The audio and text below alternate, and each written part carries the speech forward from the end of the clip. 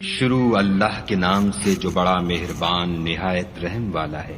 اے محمد صلی اللہ علیہ وآلہ وسلم، جو کپڑے میں لپٹ رہے ہو، رات کو قیام کیا کرو مگر تھوڑی سی رات، یعنی نصف رات یا اس سے کچھ کم یا کچھ زیادہ، اور قرآن کو ٹھہر ٹھہر کر پڑھا کرو۔ ہم ان قریب تم پر ایک بھاری فرمان نازل کریں گے۔ کچھ شک نہیں کہ رات کا اٹھنا نفس بہیمی کو سخت پامال کرتا ہے، اور اس وقت ذکر بھی خوب درست ہوتا ہے۔ دن کے وقت تو تمہیں اور بہت سے شغل ہوتے ہیں، تو اپنے پروردگار کے نام کا ذکر کرو اور ہر طرف سے بے تعلق ہو کر اسی کی طرف متوجہ ہو جاؤ۔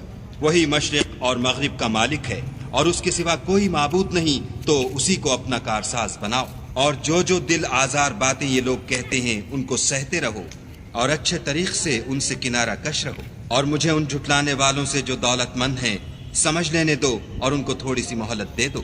کچھ شک نہیں کہ ہمارے پاس بیڑیاں ہیں اور بھڑکتی آگ ہے، اور گلوگیر کھانا ہے اور درد دینے والا عذاب ہے۔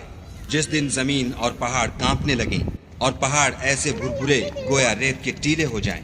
اے اہل مکہ، جس طرح ہم نے فرعون کے پاس موسیٰ کو پیغمبر بنا کر بھیجا تھا، اسی طرح تمہارے پاس بھی محمد صلی اللہ علیہ وآلہ وسلم رسول بھیجے ہیں، جو تمہارے مقابلے میں گواہ ہوں گے۔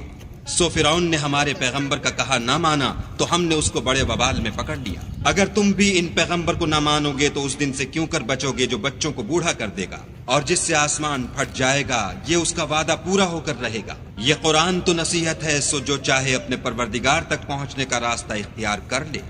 تمہارا پروردگار خوب جانتا ہے کہ تم اور تمہارے ساتھ کے لوگ کبھی 2/3 رات کے قریب اور کبھی آدھی رات اور کبھی تہائی رات قیام کیا کرتے ہو، اور خدا تو رات اور دن کا اندازہ رکھتا ہے۔ اس نے معلوم کیا کہ تم اس کو نبھا نہ سکو گے، تو اس نے تم پر مہربانی کی، بس جتنا آسانی سے ہو سکے اتنا قرآن پڑھ لیا کرو۔ اس نے جانا کہ تم میں بعض بیمار بھی ہوتے ہیں، اور بعض خدا کے فضل یعنی معاش کی تلاش میں ملک میں سفر کرتے ہیں، اور بعض خدا کی راہ میں لڑتے ہیں، تو جتنا آسانی سے ہو سکے اتنا پڑھ لیا کرو، اور نماز پڑھتے رہو اور زکوٰۃ ادا کرتے رہو، اور خدا کو نیک اور خلوص نیت سے قرض دیتے رہو، اور جو عمل نیک تم اپنے لیے آگے بھیجو گے اس کو خدا کے ہاں بہتر اور صلے میں بزرگ تر پاؤ گے، اور خدا سے بخشش مانگتے رہو، بے شک خدا بخشنے والا مہربان ہے۔